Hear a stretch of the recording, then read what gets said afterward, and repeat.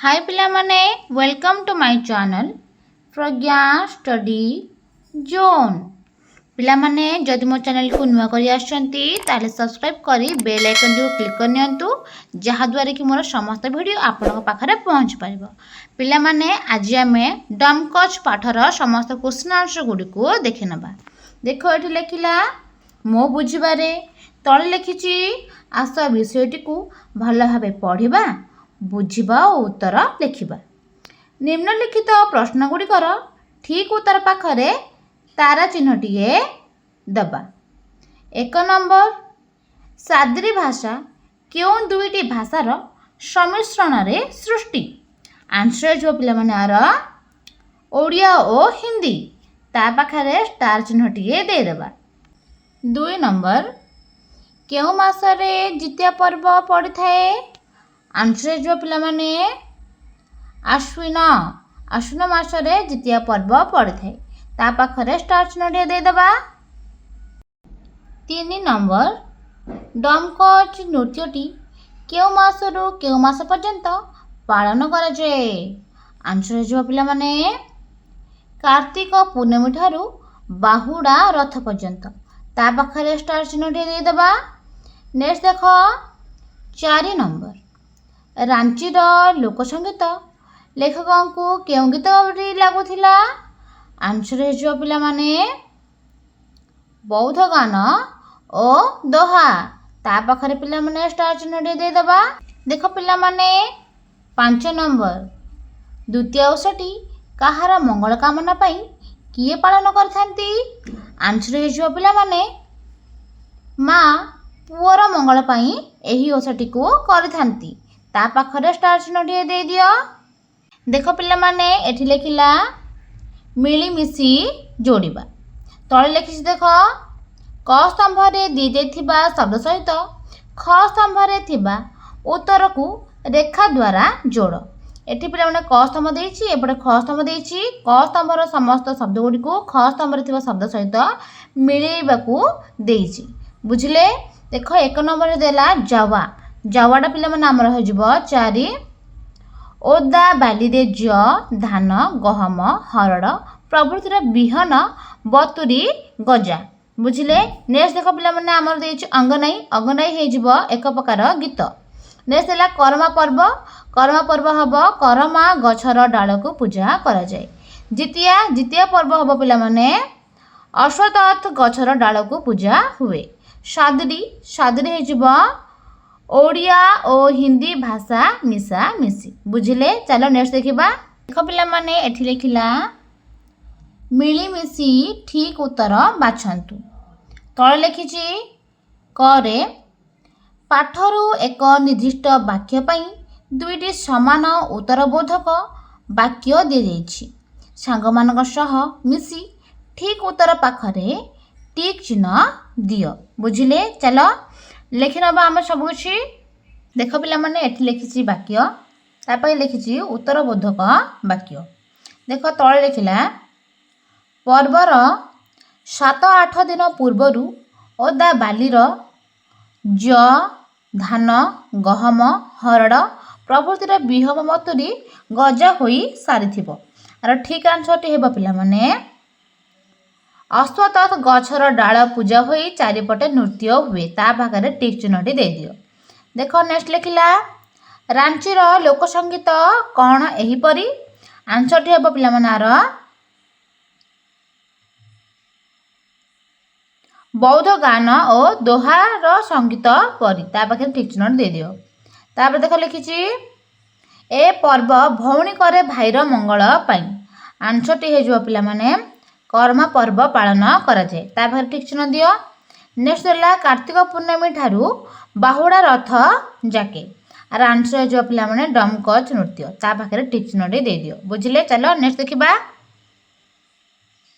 देखो पिला माने एठी लिखिछि गद्यांशर चर्चा। तळे लिखिला निम्न रे पाठरू चयन करा जायथिबा गद्यांश को भल भाबरे पढ़ी निजर चिंताधारा को सांगमानक सह आलोचना करी लेख। एटा होची पिला माने तमरो सरलार्थ। बुझिले। सरलार्थ गुडी को लेखिनबा।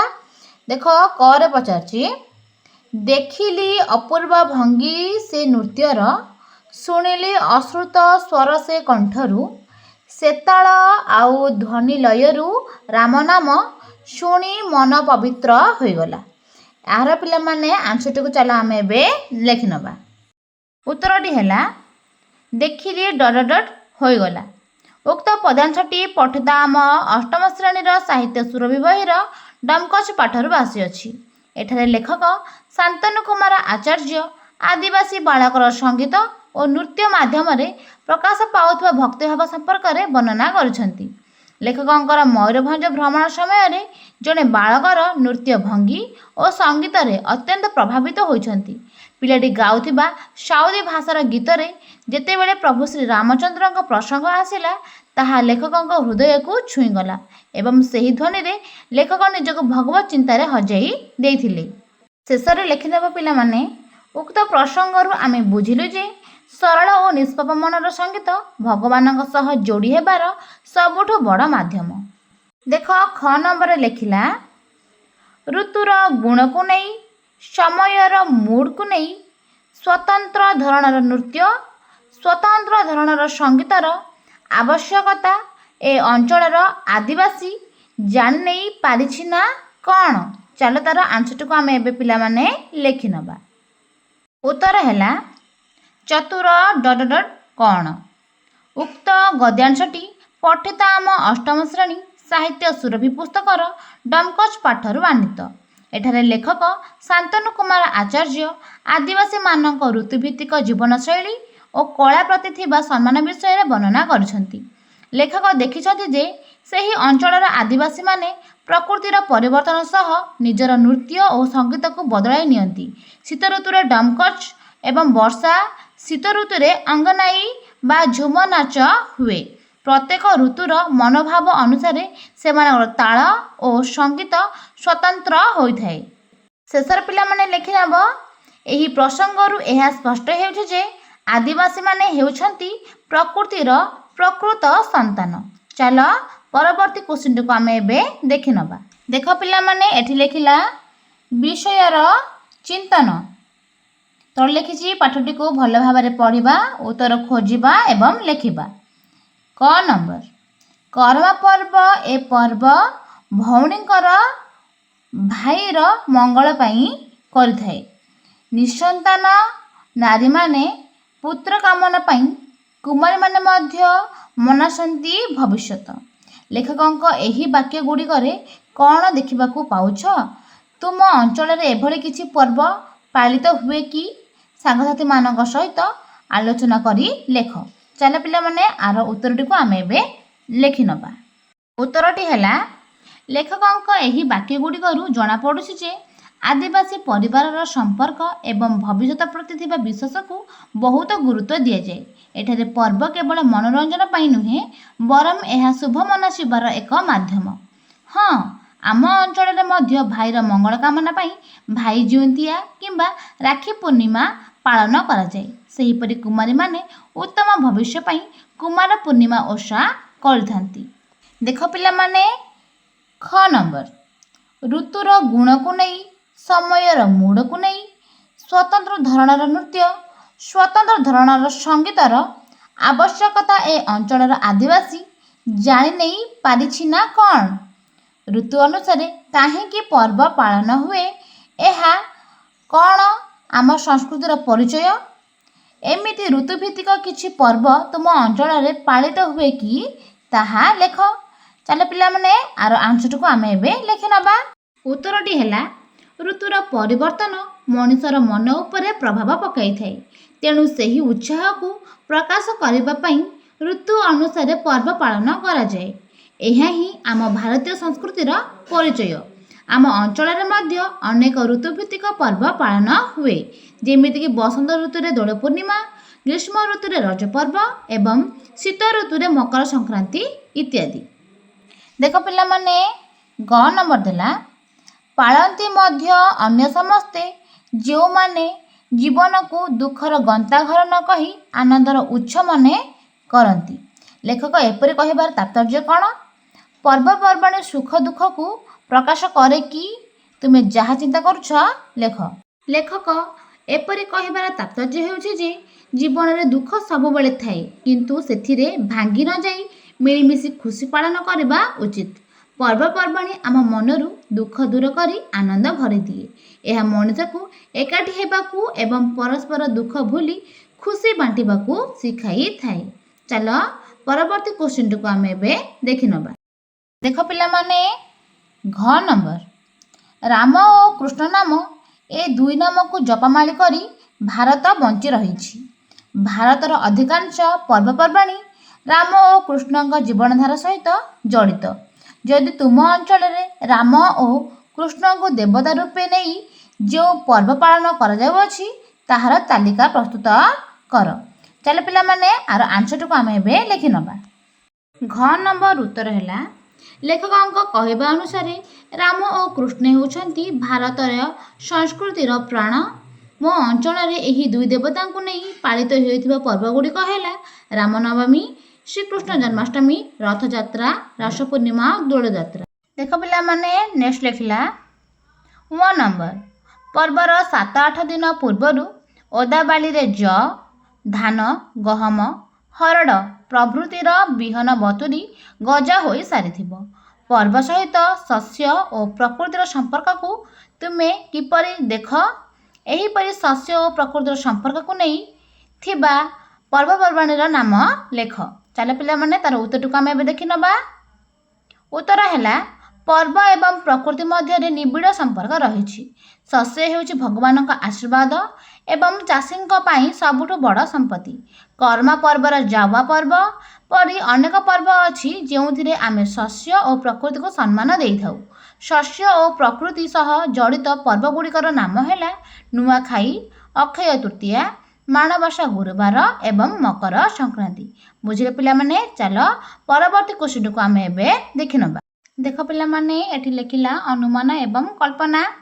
क नंबर लिखिला मयूरभंज षढ़ईकला घरसुआ सिंहभूमिर दक्षिणांश अर्थात रांची अंचल। कल्पना कर तुमे रांची अंचल अछ, तुमे सेठारे की कार्य करिपारिब। चल पिला माने तार उत्तर को आम एबे लिखि नबा। उत्तरटी है कल्पना करुछि मु एबे रांचीर सही सबुज पहाड़ अंचल अछि। सेठारे मु स्थानीय आदिवासी पिलामानक सह सांग होई सेमानक ठारू सादरी भाषा शिखिबाकू चेष्टा करिथांती।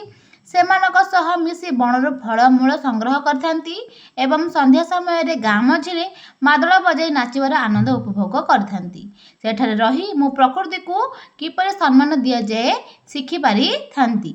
बुझले पिला माने चलो एबे आमे परवर्ती क्वेश्चन को एबे देखि नबा। ख नंबर देला सेठू नाच झियो पुओ समस्ते एकाठी। कल्पना कर तमे सेही नाच स्थान रे अछ, वाद्य बाजुछि, तुमे वाद्य को सुनी कौन अनुभव करुछ लेख। पिला माने चलो आर आंसर को मध्य आमे एबे लिखि नबा। उत्तर वाद्यर प्रतिटी ताल मो हृदय स्पंदन को बढ़ाई देउछि। मादलर एही गुम गुम गंभीर शब्द शुणिबा मात्रे मो मनर सब आलस्य दूर हो जाउछि एवं मो गोड़ आपे आपे सही ताले ताले नाचिबाकू आरंभ करुछि। मते अनुभव हेउछि जे सते जेमिति सही वाद्य माध्यम रे सारा प्रकृति एकाठी होई उत्सव पालन करुछि। बुझले पिला माने चलो परवर्ती क्वेश्चन को एबे देखि नबा। देख पिला माने ग नंबर कल्पना कर तमे डमकच नृत्य हेउथिबा स्थान रे ठिया होई नृत्य उपभोग करुछ, ताहा किपरि लागिला उल्लेख कर। चल पिला माने आर उत्तर को आम एबे लिखि नबा। उत्तर डमकच नृत्य देखिबा मते स्वप्न भली लागुछि। पुओ झियो माने परस्पर हाथ धराधरी होई जो ढंगर नाचुथांती ताहा देखिबाकू अति सुंदर लागे। सेमानकर उत्साह और कंठर मधुर गीत परिवेश को पवित्र और आनंदमय कर देउछि। देख पिला माने घ नंबर भूल रे ख लेखा जाइछि। कल्पना कर तुमको पहाड़ घेरा बण अंचल प्रकृति कोल बुलवाकू किपरि लगी थाए ताहा लेख। चल पिला माने आर उत्तर को आम एबे लिखि नबा। जहाँ डाउट रोच पिला माने मते कमेंट सेक्शन रे लिखि जणाइ नेबे। उत्तरटी हैला पिला माने पहाड़ घेरा बण अंचल प्रकृति कोल बुलिबा मते अत्यंत शांतदायक और रोमांचकर लगी थाए। ସହରର କୋଳାହଳରୁ ଦୂରରେ, ଗଛଲତାର ଛାଇରେ ଏବଂ ଝରଣାର କୁଳୁକୁଳୁ ନାଦ ଭିତରେ ବୁଲିବା ଦ୍ୱାରା ମନ ଅତ୍ୟନ୍ତ ପ୍ରଫୁଲ୍ଲ ହୋଇଉଠେ। ଚାଲ ପିଲାମାନେ ଆମେ ଏବେ ପରବର୍ତ୍ତୀ କୋଶ୍ଚିନ୍ଟିକୁ ଦେଖିନେବା। ପିଲାମାନେ ଏଠି ଲେଖିଲା ସଂଳାପ ବା କଥାବାର୍ତ୍ତା ହେବା। କ ନମ୍ବର ଦେଲା ଆପଣଙ୍କ ଅଞ୍ଚଳରେ ସାଧାରଣତଃ କେଉଁ ମାସରେ ନାଚ ଗୀତ ଚାଲେ? କରଞ୍ଜିଆ ଉପରେ ଲେଖକ ଏବଂ ଅଧ୍ୟାପକ ରଥଙ୍କ ମଧ୍ୟରେ ହୋଇଥିବା କଥା ଆଧାରର ଏକ କାଳ୍ପନିକ ସଂଳାପଟିଏ ଲେଖ। ଚାଲ ପିଲାମାନେ ଆମେ ଏବେ ସଂଳାପଟିକୁ ଲେଖିବା। ଉତ୍ତର ଲେଖିଦେବ ସଂଳାପ। ଅଧ୍ୟାପକ ରଥ, ଆପଣଙ୍କ ଅଞ୍ଚଳରେ ସାଧାରଣତଃ କେଉଁ ମାସରେ ନାଚ ଗୀତ ହୁଏ? ଲେଖକ, ଆମ ଅଞ୍ଚଳରେ ଭାଦ୍ରବ ଓ ଆଶ୍ୱିନ ମାସରେ ଅଧିକ ନାଚ ଗୀତ ହୁଏ। ଅଧ୍ୟାପକ ରଥ, ସେ ସମୟରେ କେଉଁ ପର୍ବ ପାଳନ କରାଯାଏ? ଲେଖକ, ସେ ସମୟରେ କରମା ପର୍ବ ଓ ନୂଆଖାଇ ପର୍ବ ପାଳନ କରାଯାଏ। ଅଧ୍ୟାପକ ରଥ, ନାଚ ଗୀତ କେମିତି ହୁଏ? ଲେଖକ, ଲୋକମାନେ ଏକାଠି ହୋଇ ଢୋଲ ମାଦଳ ବଜାଇ ଗୀତ ଗାଆନ୍ତି ଓ ନୃତ୍ୟ କରନ୍ତି। ଅଧ୍ୟାପକ ରଥ, ଏହା ଦେଖିବାକୁ ବହୁତ ଆନନ୍ଦଦାୟକ। ଲେଖକ, ହଁ, ଏହାକୁ ସମସ୍ତେ ଖୁସିରେ ପାଳନ କରନ୍ତି। ଚାଲ ପିଲାମାନେ ଆମେ ଏବେ ପରବର୍ତ୍ତୀ କୋଶ୍ଚିନ୍ଟିକୁ ଦେଖିନେବା। ଦେଖ ପିଲାମାନେ ଖ ନମ୍ବର ଲେଖିଛି ଏହାକୁ ଖାଲି ଆଦିବାସୀ ଅର୍ଥାତ୍ ହୋ, ମୁଣ୍ଡା, ଓରାଙ୍ଗମାନେ ପାଳନ୍ତି ନାହିଁ, ପାଳନ୍ତି ମଧ୍ୟ ମହାନ୍ତମାନେ। ଏହି ସଂଳାପ ପରି ଲେଖକ ଏବଂ ତୁମ ମଧ୍ୟର ଆଦିବାସୀମାନେ ପାଳନ କରୁଥିବା ଏ ପର୍ବକୁ ନେଇ କାଳ୍ପନିକ ସଂଳାପଟିଏ ଲେଖ। ଚାଲ ପିଲାମାନେ ଏବେ ଆମେ ସଂଳାପଟିକୁ ଲେଖିନେବା। ତାର ଉତ୍ତରଟି ହେଲା ପିଲାମାନେ ସଂଳାପ ଲେଖିବ, ତଳେ ଲେଖିବ ଲେଖକ, ଆଜି କରମା ପର୍ବ ଦେଖି ମୁଁ ଗୋଟେ କଥା ଲକ୍ଷ୍ୟ କଲି। ଏଠି କେବଳ ଆଦିବାସୀମାନେ ନୁହେଁ, ବରଂ ସବୁ ବର୍ଗର ଲୋକ ଅଛନ୍ତି। ମୁଁ ହଁ ଆଜ୍ଞା, ଆମ ମୟୂରଭଞ୍ଜର ସଂସ୍କୃତି ସମସ୍ତଙ୍କୁ ଯୋଡ଼ିଥାଏ। ଏହି କରମା ପର୍ବକୁ ହୋ, ମୁଣ୍ଡା, ଓରାଙ୍ଗମାନଙ୍କ ସହ ମହାନ୍ତ ସମ୍ପ୍ରଦାୟର ଲୋକେ ମଧ୍ୟ ନିଜ ପର୍ବ ଭଳି ପାଳନ୍ତି। ଲେଖକ, ସତରେ ମୋ ଧାରଣା ଥିଲା ଏହା କେବଳ ଆଦିବାସୀଙ୍କ ପର୍ବ। ମୁଁ ନା ଆଜ୍ଞା, ଏହା ସମସ୍ତଙ୍କର ପର୍ବ। ଯିଏ ଜୀବନକୁ ଆନନ୍ଦର ଉତ୍ସ ମନେକରେ ସେ ଏହି ନାଚ ଗୀତରେ ନିଶ୍ଚୟ ସାମିଲ ହୁଏ। ଲେଖକ, ବହୁତ ବଢ଼ିଆ କଥା କହିଲ। ଏହି ସାମାଜିକ ଏକତା ହିଁ ଭାରତର ପ୍ରକୃତ ଗର୍ବ। ଚାଲ ପିଲାମାନେ ପରବର୍ତ୍ତୀ କୋଶ୍ଚିନ୍ଟିକୁ ଏବେ ଦେଖିନେବା। ଦେଖ ପିଲାମାନେ ଏଠି ଲେଖିଲା ଟିଏ ଏବଂ ମାନେର ପ୍ରୟୋଗ। ତଳେ ଲେଖିଛି ନିମ୍ନଲିଖିତ ବାକ୍ୟ ଦୁଇଟିକୁ ଲକ୍ଷ୍ୟ କର। ଏଠି ଦେଖ ପିଲାମାନେ ଏଠି ଲେଖିଲା କୁମାରୀମାନେ ମଧ୍ୟ ନିଜର ଭବିଷ୍ୟତ ମନାସନ୍ତି। ଏଠି କୁମାରୀମାନେ ଯଦି ଲେଖିଛି ମାନେ ତଳେ ଲାଇନ୍ଟିଏ ଦେଇଛି। ନେକ୍ସଟ ଦେଖ ଦେଲା କରମା ଗଛର ଡାଳଟିଏ ବଣରୁ ଅଣା ହୋଇ ପୋତା ହେବ। ଦେଖ ଏଥିରେ ଟିଏ ତଳେ ଲାଇନ୍ଟି ଦେଇଛି। ତଳେ ଲେଖିଲା ଏଠାରେ ମାନେର ପ୍ରୟୋଗ ଦ୍ୱାରା ବହୁ ବଚନକୁ ସୂଚାଉଥିବା ବେଳେ ଟିଏ ପ୍ରୟୋଗ ଦ୍ୱାରା ଏକ ବଚନକୁ ସୂଚାଉଛି। ଦେଖ ପିଲାମାନେ ଗ ନମ୍ବର ଦେଲା ମାନେ ଓ ଟିଏ ଲଗାଇ ଶୂନ୍ୟ ସ୍ଥାନ ପୂରଣ କର। ଏକ ନମ୍ବର ଦେଲା ଲୋକ ଡେସ୍ ସାଧୁସନ୍ଥ ବାଣୀକୁ ଶୁଣିବାକୁ ଭଲ ପାଆନ୍ତି। ଆନ୍ସର ହେଇଯିବ ପିଲାମାନେ ଆର ମାନେ ଲୋକମାନେ ସାଧୁସନ୍ଥ ବାଣୀକୁ ଶୁଣିବାକୁ ଭଲ ପାଆନ୍ତି। 2 ନମ୍ବର ଦେଲା ଗଛ ଡେସ୍ ଲଗାଇବା। ଆନ୍ସର ହେବ ପିଲାମାନେ ଗଛଟିଏ ଲଗାଇବା। 3 ନମ୍ବର ଦେଲା ଖେଳାଳି ଡେସ୍ ପଡ଼ିଆରେ ଖେଳୁଛନ୍ତି। ଆନ୍ସର ହେବ ଖେଳାଳିମାନେ ପଡ଼ିଆରେ ଖେଳୁଛନ୍ତି। 4 ନମ୍ବର ଗଛ ଡାଳରେ ପକ୍ଷୀ ଡେସ୍ ବସିଛି। ଆନ୍ସର ହେବ ପିଲାମାନେ ଗଛ ଡାଳରେ ପକ୍ଷୀଟିଏ ବସିଛି। 5 ନମ୍ବର ଦେଲା କଥା ଡେସ୍ଟିଏ କହୁଁ କଥାଟିଏ। ଆନ୍ସର ହେବ ପିଲାମାନେ କଥାଟିଏ କହୁଁ କଥାଟିଏ। ଦେଖ ପିଲାମାନେ ନେକ୍ସଟ ଲେଖିଲା ଭାବନାକୁ ଚିହ୍ନିବା। ତଳେ ଦେଖ ପିଲାମାନେ ଲେଖିଛି କ'ଣ କ'ଣ ଲେଖିଛି ଦେଖ କରୁଣା, ଶାନ୍ତି, ଦୟା, ଆଶ୍ଚର୍ଯ୍ୟ, ସନ୍ତୋଷ, ଭକ୍ତି, ଶ୍ରଦ୍ଧା, ହାସ୍ୟ, ଦୁଃଖ ଏବଂ ପ୍ରେମ। ତଳେ ଲେଖିଲା ନିମ୍ନରେ ଦିଆଯାଇଥିବା ବାକ୍ୟର ଭାବକୁ ବୁଝି ଉପରେ ଦିଆଯାଇଥିବା ସେହି ଭାବାତ୍ମକ ଶବ୍ଦକୁ ଶୂନ୍ୟ ସ୍ଥାନରେ ଲେଖ।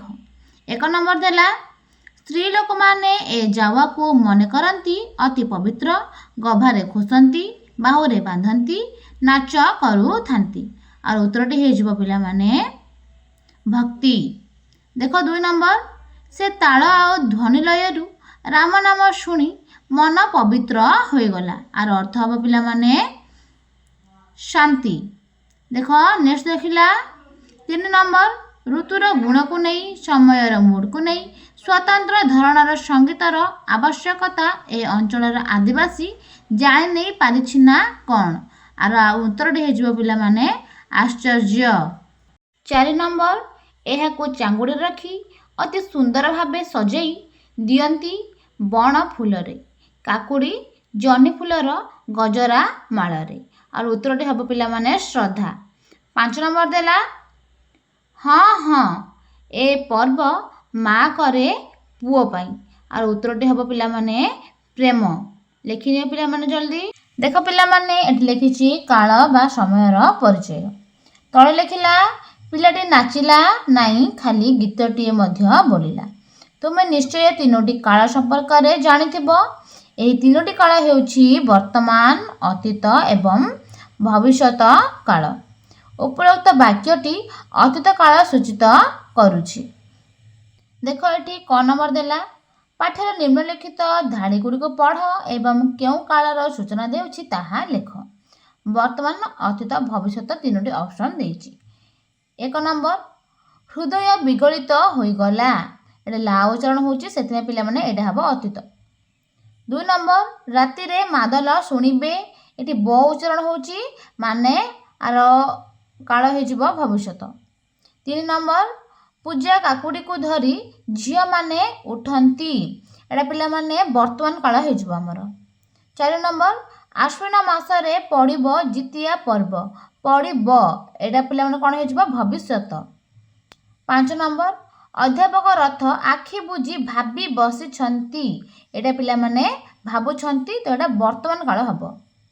6 ନମ୍ବର ଯଦୁପତି ନଟବର ବାଟ ଓଗାଳିଛନ୍ତି। ଏଇଟା ବି ପିଲାମାନେ ଆମର ବର୍ତ୍ତମାନ କାଳ ହିଁ ହେଇଯିବ। ଦେଖ ପିଲାମାନେ ଏଠି ଲେଖିଲା ପତ୍ର ରଚନା। ସମ୍ପାଦକ ମହୋଦୟ, ମୋର ଭ୍ରମଣକାଳୀନ ଅନୁଭବ ଏବେ ବି ମନ ମଧ୍ୟରେ ରହିଅଛି। ଉପର ଲିଖିତ ବାକ୍ୟରେ ଲେଖକ ସମ୍ପାଦକ ମହୋଦୟଙ୍କୁ ସମ୍ବୋଧନ କରି ନିଜର ଭ୍ରମଣକାଳୀନ ଅନୁଭବକୁ ଲେଖିଛନ୍ତି। ତୁମେ ଜାଣିଛ ଯେ ଯେଉଁ ବ୍ୟକ୍ତିଙ୍କ ନିକଟକୁ ପତ୍ର ଲେଖାଯାଏ ତାଙ୍କୁ ପ୍ରଥମେ ସମ୍ବୋଧନ କରାଯାଏ। ପତ୍ରର ଶେଷରେ ତୁମର ନାମ ଲେଖାଯାଏ। ଏହାଦ୍ୱାରା ପତ୍ର ପାଇଥିବା ବ୍ୟକ୍ତି ତାଙ୍କ ପାଖକୁ କିଏ ପତ୍ର ଦେଇଛନ୍ତି ଜାଣିପାରନ୍ତି। ନିମ୍ନରେ ଲେଖିଲା ପତ୍ର ଲିଖନର କିଛି ବିଶେଷତ୍ୱ ସହ ଉଦାହରଣ ଦିଆଯାଇଛି। ତୁମେ ତୁମ ସାଙ୍ଗମାନଙ୍କ ସହ ମିଶି ପତ୍ର ବିଶେଷତ୍ୱ ସହ ଉଦାହରଣକୁ ରେଖା ମାଧ୍ୟମରେ ଯୋଡ଼। ଦେଖ ପିଲାମାନେ ଏଠି 1 ନମ୍ବର ଦେଲା, ତାର ଆନ୍ସରଟି ହେଇଯିବ ପିଲାମାନେ ମୋତେ କରଞ୍ଜିଆର ସମାଚାର ଲେଖିବାକୁ ବଡ଼ ଆନନ୍ଦ ଲାଗେ। ତାପରେ ଦେଖ ପିଲାମାନେ 2 ନମ୍ବର ଦେଲା। 2 ନମ୍ବରଟି ଆମର ଆନ୍ସର ହେଇଯିବ ତାର ସାମ୍ନା ପଟଟା। ଆପଣଙ୍କ ସେଆଡ଼େ ସାଧାରଣତଃ କେଉଁ ମାସରେ ନାଚ ଗୀତ ଚାଲେ। 3 ନମ୍ବର ଦେଲା। 3 ନମ୍ବର ଆନ୍ସର ହେଇଯିବ ପିଲାମାନେ 8 ନମ୍ବର ଦେଖିଲି ଅପୂର୍ବ ଭଙ୍ଗୀ ସେ ନୃତ୍ୟର। ତାପରେ ଦେଖ 4 ନମ୍ବର। 4 ନମ୍ବର ଆନ୍ସର ହେଇଯିବ ପିଲାମାନେ 3 ନମ୍ବରଟା, ଯେଉଁଟାକି ଲେଖିଛି କାର୍ତ୍ତିକ ପୂର୍ଣ୍ଣମୀଠୁ ବାହୁଡ଼ା ରଥ ଯାକେ ଡମକର, ସେଠୁ ପୁଣି କାର୍ତ୍ତିକ ପୂର୍ଣ୍ଣମୀ ଯାକେ ଅଙ୍ଗନାଇ ଆଉ ଝୁମର। 5 ନମ୍ବର ଦେଲା। 5 ନମ୍ବର ଆନ୍ସରଟି ହେଇଯିବ ପିଲାମାନେ ଆମର 1 ନମ୍ବରକୁ ଯିବ, ଶ୍ରୀଯୁକ୍ତ ସମ୍ବାଦପତ୍ରର ସମ୍ପାଦକ ମହୋଦୟ। 6 ନମ୍ବର। 6 ନମ୍ବରଟି ଆମର ଯିବ ପିଲାମାନେ 4 ନମ୍ବରକୁ, ଯେଉଁଠି ଲେଖା ହେଇଛି ତୁମର ବନ୍ଧୁର ନାମ କ'ଣ। 7 ନମ୍ବର। 7 ନମ୍ବରଟି ପିଲାମାନେ ଯିବ ତାର ସିଧାଟା ମହାଶୟ, ଏହିସବୁ ପର୍ବ କେବଳ ଆଦିବାସୀମାନେ ପାଳନ କରନ୍ତି ନାହିଁ, ପାଳନ୍ତି ମଧ୍ୟ ମହାନ୍ତମାନେ। 8 ନମ୍ବରଟା ହେଇଯିବ ପିଲାମାନେ ଆମର 8 ନମ୍ବରଟା 5 ନମ୍ବରକୁ ଯିବ, ଯେଉଁଠିକି ଲେଖା ହେଇଛି ସମ୍ପାଦକ ମହୋଦୟ, ସତରେ ମୋ କରଞ୍ଜିଆରେ ରହିଯିବାକୁ ଇଚ୍ଛା କରୁଛି। ସେଠିକି ତୀର ଚିହ୍ନ ଦେଇ ଯୋଡ଼ି ଦିଅ। ଚାଲ ପିଲାମାନେ ଆମେ ଏବେ ପରବର୍ତ୍ତୀ ପ୍ରଶ୍ନ ଗୁଡ଼ିକୁ ଲେଖିନେବା। ଦେଖ ପିଲାମାନେ, ତାପରେ ଲେଖିଛି ପତ୍ର। ତଳେ ଲେଖିଲା ତୁମେ ପତ୍ରର ବିଶେଷତ୍ୱ ସହ ଅଧିକ ବାକ୍ୟ ନିଜ ମନରୁ ଯୋଡ଼। ତୁମେ ଯେଉଁ ଭ୍ରମଣ କାହାଣୀ ପଢ଼ିଛ ତାହାର ଅନୁଭୂତି ବିଷୟରେ ନିକଟସ୍ଥ ସମ୍ବାଦପତ୍ରର ସମ୍ପାଦକଙ୍କ ନିକଟକୁ ପତ୍ରଟିଏ ଲେଖ। ଚାଲ ପିଲାମାନେ ଆମେ ଏବେ ସମ୍ପାଦକଙ୍କ ପାଖକୁ ପତ୍ରଟିଏ ଲେଖିବା। ପିଲାମାନେ ଏଠି ଲେଖିଦେବ ସମ୍ପାଦକଙ୍କ ପତ୍ର, ତଳେ ଲେଖିବ ମାନନୀୟ, ତା ତଳେ ଲେଖିବ ଶ୍ରୀଯୁକ୍ତ ସମ୍ପାଦକ ସମାଜ, ତା ତଳେ ଲେଖିବ ସୋର ବାଲେଶ୍ୱର ଓଡ଼ିଶା ମହୋଦୟ ସ୍ୱାମୀ ପେଶୁ। ଏଠି ଲେଖିବ ସ୍ଥାନ, ତା ପାଖରେ ଲେଖିବ ତାରିଖ। ବିଷୟ ଡମ୍କଚ୍ ଭ୍ରମଣ କାହାଣୀ ପଢ଼ିବା ପରେ ମୋର ଅନୁଭୂତି ପ୍ରକାଶ ନିମନ୍ତେ। ତଳେ ଲେଖିବ ମହାଶୟ। ଦେଖ ପିଲାମାନେ ଲେଖିବ ମୋର ପ୍ରଣାମ ଗ୍ରହଣ କରିବେ। ମୁଁ ଆପଣଙ୍କ ସମ୍ବାଦପତ୍ରର ଜଣେ ଦୈନନ୍ଦିନ ପାଠକ। ଆପଣଙ୍କ ଦୈନନ୍ଦିନ ଖବରକାଗଜ ସମାଜ ସର୍ବଦା ଜନସାଧାରଣଙ୍କ ହିତ ଉଦ୍ଦେଶ୍ୟରେ କାର୍ଯ୍ୟ କରି ଆସୁଛି। ତେଣୁ ମୋର ଦୃଢ଼ ବିଶ୍ୱାସ ଆପଣ ମୋର ଏକ ସଂକ୍ଷିପ୍ତ ଭ୍ରମଣ କାହାଣୀ ଡମ୍କଚ୍ ବିଷୟଟି ଆପଣଙ୍କ ସମ୍ବାଦପତ୍ରର ଏକ ଆଖିଦୃଶିଆ ସ୍ଥାନରେ ପ୍ରକାଶ ନିମନ୍ତେ ବିନୀତ ନିବେଦନ କରୁଛି। ଡମ୍କଚ୍ ନିକଟରେ ମୁଁ ଶ୍ରୀଯୁକ୍ତ ଆଚାର୍ଯ୍ୟଙ୍କ ଲିଖିତ ଡମ୍କଚ୍ ଭ୍ରମଣ କାହାଣୀ ପଢ଼ିବାର ସୁଯୋଗ ପାଇଲି। ମୟୂରଭଞ୍ଜର କରଞ୍ଜିଆ ଅଞ୍ଚଳରେ ପାଳିତ ହେଉଥିବା ଆଦିବାସୀ ସଂସ୍କୃତି ବିଷୟରେ ଜାଣି ମୁଁ ଅତ୍ୟନ୍ତ ପ୍ରଭାବିତ ହୋଇଛି। ବିଶେଷ କରି ସେଠାକାର ଲୋକମାନେ ପ୍ରକୃତିର ପ୍ରତିଟି ଋତୁକୁ ସମ୍ମାନ ଜଣାଇବା ପାଇଁ ଯେଉଁ ସ୍ୱତନ୍ତ୍ର ନୃତ୍ୟ ସଙ୍ଗୀତର ବ୍ୟବହାର କରନ୍ତି ତାହା ସେମାନଙ୍କର ଉନ୍ନତ ଚିନ୍ତାଧାରାର ପରିଚୟ ଦିଏ। ପାଠରେ ବର୍ଣ୍ଣିତ ସେହି ବାଳକର ନିଷ୍ପାପ ନୃତ୍ୟ ମୋତେ ଏହା ଶିଖାଇଲା ଯେ ଜୀବନ ହେଉଛି ଆନନ୍ଦର ଏକ ଉତ୍ସ। ଆମେ ଯେତେ ବ୍ୟସ୍ତ ରହିଲେ ମଧ୍ୟ ଆମ ନିଜର ମାଟି ଓ ପରମ୍ପରାକୁ ଭୁଲିବା ଉଚିତ ନୁହେଁ। ଦେଖ ପିଲାମାନେ ଏଠି ଲେଖିଲା ଶବ୍ଦ ସହ ଶବ୍ଦ ଯୋଡ଼। ନିମ୍ନରେ ଦିଆଯାଇଥିବା ଖାଲି ସ୍ଥାନରେ ଡମ୍କଚ୍ ଶବ୍ଦ ସହିତ ଯୋଡ଼ି ହେଉଥିବା ଶବ୍ଦକୁ ନିଜ ମନରୁ କିମ୍ବା ବହିରୁ ଆଣି ଲେଖ। ଦେଖ ପିଲାମାନେ ଏଠି ଲେଖିଲେ ମୋ ସମୟ, ନୃତ୍ୟ, ତାଳ, ଉତ୍ସବ, ଗୀତ, ବାଦ୍ୟ ଏବଂ ମାଦଳ। ବୁଝିଲେ? ଚାଲ ନେକ୍ସଟ ଦେଖିବା। ଦେଖ ପିଲାମାନେ ଏଠି ଲେଖିଲା ଲେଖିବାର ଅନନ୍ୟ ଉପାୟ। ଡମ୍କଚ୍ ଅଧ୍ୟାୟରେ କରଞ୍ଜିଆରେ ଭ୍ରମଣ କରୁଥିବା ସମୟରେ ନିଜର ଅନୁଭୂତି ସୁନ୍ଦର ଭାବରେ ନିଜସ୍ୱ ଶୈଳୀରେ ଉପସ୍ଥାପନ କରିଛନ୍ତି। ଯେପରି 1 ନମ୍ବର 14-15 ବର୍ଷର ସୁନ୍ଦର ଗୋଲମାଲ କଳା ମଚମଚ ପିଲାଟିଏ। 2 ନମ୍ବର ପିଲାଟା ନାଚିଲା ନାହିଁ, ଖାଲି ଗୀତଟିଏ ମଧ୍ୟ ବୋଲିଲା। 3 ନମ୍ବର ଆପଣଙ୍କ ଗୋଡ଼ ତୁଛେଇକି ଡେଇଁବ। ତଳେ ଲେଖିଲା ଉପରୋକ୍ତ ଧାଡ଼ିଗୁଡ଼ିକୁ ଭଲ ଭାବରେ ପଢ଼ନ୍ତୁ। ବହୁ ଦେଶ ଶବ୍ଦର ବ୍ୟବହାର ଏଥିରେ ହୋଇଛି। ପାଠରୁ ତୁମେ ଦେଖ, ଶବ୍ଦ ବାଛି ତାଲିକା ପ୍ରସ୍ତୁତ କର। ତାହେଲେ ପିଲାମାନେ ଆର ଆନ୍ସରଟିକୁ ଆମେ ଏବେ ଲେଖିନେବା। ଦେଖ ପିଲାମାନେ ଏଠି ଲେଖିଦେବ ଟଙ୍ଗରୀ, ଆର ଅର୍ଥ ହେଉଛି ଛୋଟ ପାହାଡ଼। ଚାଙ୍ଗୁଡ଼ି ବାଉଁଶର ପାତିଆରେ ତିଆରି ଏକ ଟୋକେଇ। ଗୋଲମାଲ ମାନେ ହୃଷ୍ଟପୃଷ୍ଟ। ତୁଛେଇକି ମନକୁ ମନ। ଗୁମ୍ ଗୁମ୍ ଏକ ଗମ୍ଭୀର ସ୍ୱର। ଦେଖ ପିଲାମାନେ ଏଠି ଲେଖିଲା ଲେଖକ କେବଳ ନିଜସ୍ୱ ଶୈଳୀ ଦେଇନାହାନ୍ତି, ବରଂ ଆମ ଭାଷାରୁ ଦୂରେଇ ଯାଉଥିବା ଦେଶଜ ଶବ୍ଦଗୁଡ଼ିକୁ ପାଠକମାନଙ୍କ ନିକଟରେ ପହଞ୍ଚାଇବାକୁ ଚେଷ୍ଟା କରିଛନ୍ତି। ଅନ୍ୟ ଏକ ବିଶେଷ ଦିଗ ହେଉଛି ଲେଖକ ସ୍ଥାନୀୟ ଭାଷାକୁ ଗୁରୁତ୍ୱ ଦେଇଥାନ୍ତି। ଯେପରି 1 ଗୋମୁଲାକ ଟୋଙ୍ଗରୀମେ କା ମେଲା ଲାଗିଲା। 2 ନମ୍ବର ଯଦୁପତି ନଟବର ନନ୍ଦ ଛେକଲେଇ ଡଗରେ। ପାଠରେ ରହିଥିବା ଏପରି ସ୍ଥାନୀୟ ଭାଷାକୁ ଖୋଜି ଲେଖ। ଚାଲ ଉତ୍ତରଟିକୁ ତାର ଏବେ ଦେଖିନେବା। ଦେଖ ପିଲାମାନେ ଏଠି ଲେଖିନେବ ଗୋମୁଲାକ ଟୋଙ୍ଗରୀମେ କା ମେଲା ଲାଗେଲା, ରାମଜୀ କର ମେଲା ଲାଗେଲା। ସୀତାଜୀ ଆଇଗ ଜୋରେ ନା ଅଗ୍ନି କୁଣ୍ଡେ ଗାଇଗ ଲାଗେ, ରାମୁ ତ ଲଛୁମନଜୀ ଭେଲରୟା ଧିଆନ। ଭାଷା ହେଇଯିବ ସାଦରୀ।